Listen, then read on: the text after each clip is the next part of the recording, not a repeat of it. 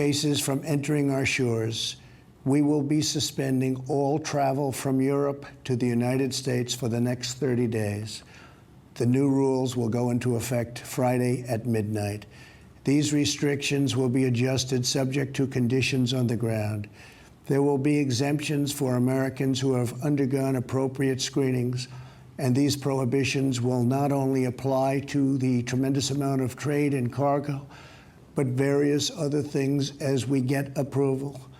Anything coming from Europe to the United States is what we are discussing. These restrictions will also not apply to the United Kingdom. We're getting the fine print on what these travel restrictions that the president announced are going to look like. He said they were banning all travel coming from Europe for the next 30 days, starting effective on Friday at midnight. But the DHS secretary is now clarifying about what exactly that's going to look like, because, of course, this is something that is going to generate a lot of attention. And they're saying it's going to suspend the entry of most foreign nationals who have been in certain European countries at any point during the 2 weeks before their arrival in the United States. But they are careful to say this doesn't apply to legal permanent residents, generally immediate family members of the U.S. citizens, and other individuals who are identified in the proclamation. So there's a lot of leeway there, basically, a lot of room for exemptions in that. So that's really important for people who could be in airports right now or who are planning travel. The other thing that the president announced that we're talking about tonight is he seemed to say there was going to be this prohibition on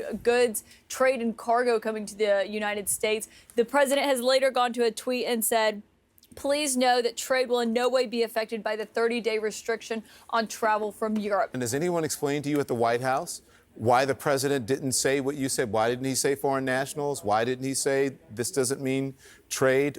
Why didn't he say that in that speech from the Oval Office?